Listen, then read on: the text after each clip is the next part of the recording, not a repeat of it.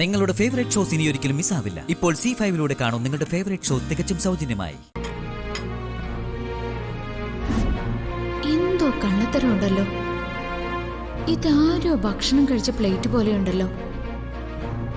അപ്പൊ അപ്പച്ചി വീടിന് പുറത്തിറക്കോ ഈ പ്ലേറ്റിൽ ഭക്ഷണമായിട്ട് പോയതാണല്ലേ?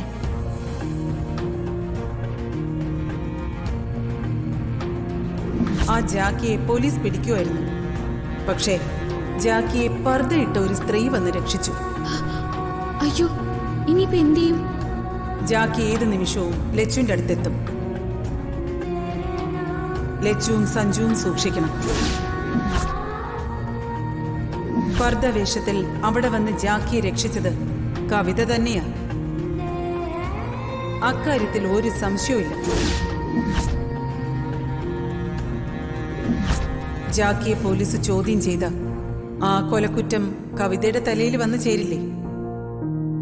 അപ്പൊ എന്ത് വില കൊടുത്തും കവിത ജാക്കിയെ രക്ഷിക്കും.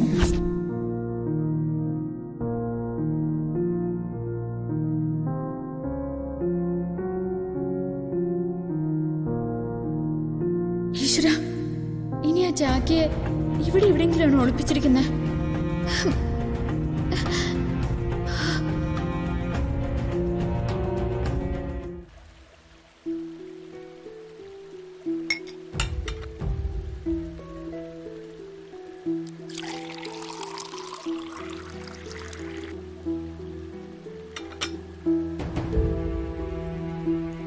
ഡോക്ടറെ,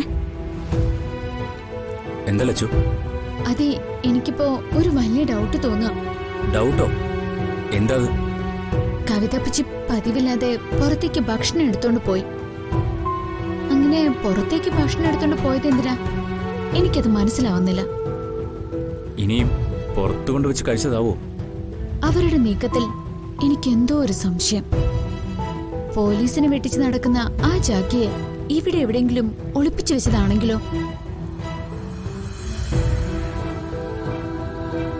ഇനി ജാക്കിക്ക് കൊടുക്കാനാവോ കവിതപ്പച്ചി ഭക്ഷണം എടുത്ത് പുറത്തേക്ക് പോയത്? എന്തായാലും നമ്മൾ ഇവിടെ ഒന്ന് തിരയുന്നത് നല്ലതാണെന്ന് എനിക്ക് തോന്നുന്നു. ഏയ്, അങ്ങനെ വരാൻ വഴിയില്ല. ഒരു വീട്ടിൽ തന്നെ ഒരു കൊലപാതകയെ ഒളിപ്പിക്കാൻ അത്ര ധൈര്യമൊന്നും അവർ കാട്ടില്ല. എന്നാലും നമുക്ക് വീടിനകത്തും ചുറ്റും ഒഴിഞ്ഞിടക്കുന്ന ഷെഡിനകത്തൊന്ന് പോയി നോക്കിയാലോ? അതിന്റെ ഒന്നും ഒരാവശ്യമില്ല. അത്ര ധൈര്യമൊന്നും അവർക്കുണ്ടാവില്ല. അങ്ങനെ ചെയ്താലേ അത് പ്രശ്നമാവുമെന്ന് അവർക്കറിയാം. എന്നാലും എനിക്കൊരു സംശയം, അതുകൊണ്ടാണ് ഞാൻ അങ്ങനെ പറഞ്ഞത്. ഒരു കാര്യം ഉറപ്പാ, അവര് ജാക്കിയെ മറ്റെവിടെയോ ഒളിപ്പിച്ചു വച്ചിട്ടുണ്ട്. അതെവിടെയാണെന്ന് കണ്ടെത്താൻ കഴിഞ്ഞാൽ നമ്മൾ വിജയിച്ചു. ഡോക്ടർ ഇത്രയൊക്കെ പറഞ്ഞെങ്കിലും ജാക്കി എവിടെയോ ഉണ്ടെന്ന് തന്നെയാണ് എന്റെ സംശയം. എല്ലാവരും സൂക്ഷിക്കണം, ശരിക്കും സൂക്ഷിക്കണം. ഡൗൺലോഡ് ചെയ്യൂ C5 ആപ്പ്. കാണൂ എല്ലാ എപ്പിസോഡുകളും സൗജന്യമായി.